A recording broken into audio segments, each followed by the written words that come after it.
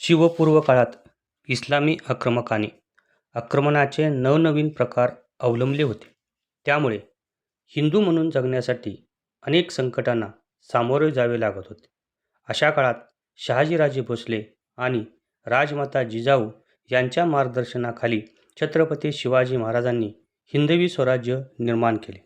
छत्रपतींच्या कार्याचा वारसा पुढे जपण्याचे कार्य अहिल्यादेवी होळकर यांनी केले.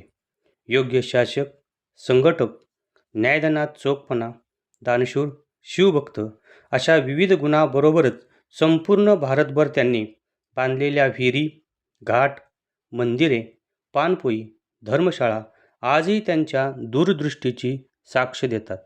महाराष्ट्रातील अहिल्यानगर जिल्ह्यातील जामखेड तालुक्यातील चौंडी या गावी शिंदे घराण्यात ज्येष्ठ वैद्य सप्तमी शके 1674 अर्थात 31 मे 1725 रोजी त्यांचा जन्म झाला. बाजीराव पेशव्यांचे सरदार मल्हारराव होळकर हे पुण्यात जात असताना चौंडी येथे थांबले असता 8 वर्षाच्या अहिल्याबाईंचा धीटपणा पाहून मल्हाररावांनी आपली सून म्हणून त्यांचा स्वीकार केला. खंडेराव व अहिल्या यांचा विवाह पुण्यात मोठ्या थाटात करण्यात आला.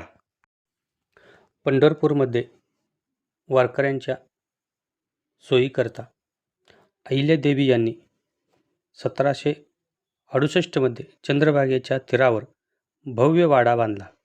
सुमारे 2 एकरमध्ये वाड्याचे दगडी बांधकाम करण्यात आले. अहिल्यादेवी ह्या शिवभक्त होत्या म्हणून त्यांनी पंढरपूरच्या या वाड्यात महादेवाचे मंदिर बांधकाम करण्याचे ठरवले. पायाखोदाई करत असताना कामगारांना नमस्कार स्थितीतील हनुमानांची मूर्ती सापडली म्हणून या ठिकाणी अहिल्याबाईंनी प्रभू रामाचे मंदिर बांधले व समोर हनुमानाचेही मंदिर बांधले आहे. हा वाडा बांधण्यासाठी सागवानाचा वापर केला आहे.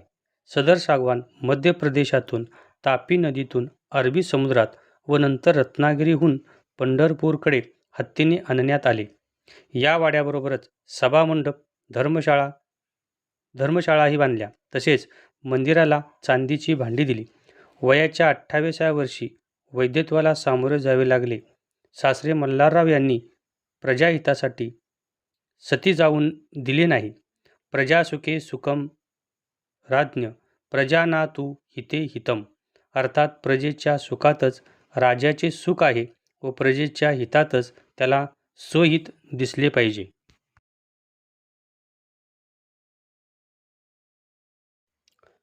स्त्रियांना आत्मसन्मानाची वागणूक मिळावी. हुंडा पद्धतीस तीव्र विरोध. धर्मकारण, राजकारण, तह, करारनामे, जनकल्याण, पायाभूत सुविधा आणि विकासकामे, निर्णयशक्ती, न्यायबुद्धी, दानशूरता, अर्थकारण यासंबंधीच्या धोरणामधून आदर्श राजकारभाराचे प्रतिबिंब दिसते. इतिहासातील चुकापासून बोध घेऊन हिंदू समाजातील आंतरिक एकत्व प्रबळ करणे आवश्यक आहे. भाषा, पंथ, आचारविचार यांच्या बाबतीत वेगवेगळे विचार असणारे आपण सर्वजण हिंदू समाजाचेच घटक आहोत हे लक्षात घेऊन सर्वांच्यात एकत्वाची जाणीव निर्माण करण्याचे आव्हानात्मक काम आपणास करावयाचे आहे. या कामाची प्रेरणा आपणास छत्रपती शिवाजी महाराज, राजमाता जिजाऊपासून अहिल्यादेवीपर्यंतच्या विविध व्यक्तिमत्वांमधून मिळते. अहिल्यादेवी यांनी स्त्रियांच्याकरिता केलेले कार्य आजही प्रेरणादायी आहे. महाराष्ट्र सरकारने पुण्यश्लोक अहिल्यादेवी यांची प्रेरणा घेत त्यांची 300व्या जयंती वर्षाच्या अनुषंगाने त्यांच्या जन्मगावी म्हणजे चौंडी येथे मंत्रिमंडळाची बैठक आयोजित केली. महिला सशक्तीकरणासाठी आदिशक्ती अभियान राबवण्याची घोषणा केली. या अनुषंगाने अहिल्यादेवी यांच्या कार्याची ओळख सर्वांना व्हावी यासाठी खालील निर्णय घेण्यात आले आहेत. पुण्यश्लोक अहिल्यादेवीवर बहुभाषिक चित्रपटाची निर्मिती करण्यात येणार आहे. धनगर समाजासाठी यशवंत विद्यार्थी योजना राबवण्यात येणार. पुण्यश्लोक अहिल्यादेवी होळकर वसतिगृह योजना सुरू होणार. अहिल्यादेवींनी उभारलेल्या घाट, विहिरी, पाणीवाटप प्रणालीचे सर्वेक्षण व जतन करण्यात येणार आहे. चौंडी येथील स्मृतीस्थळ जतन आणि संवर्धनकरिता 681.32 कोटी रुपयांच्या निधीस मंजुरी देण्यात आली. एकंदरीत अहिल्यादेवी होळकर यांच्या कार्याची माहिती सर्वांना व्हावी व त्यांच्यामधून प्रेरणा घेऊन धार्मिक व सामाजिक कार्याबरोबर नारी शक्तीचा सन्मान व्हावा याकरिता घेतलेल्या निर्णयाची तातडीने अंमलबजावणी होईल अशी अपेक्षा.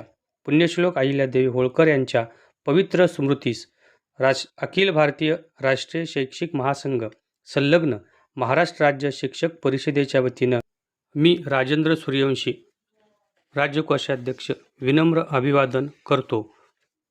तसेच शिक्षक परिषदेच्या सर्व पदाधिकारी व कार्यकर्त्यांनी अहिल्यादेवी होळकर यांच्या कार्याची माहिती राज्यातील सर्व शाळांच्यापर्यंत पोहोचवावी अशी विनंतीही करतो. धन्यवाद.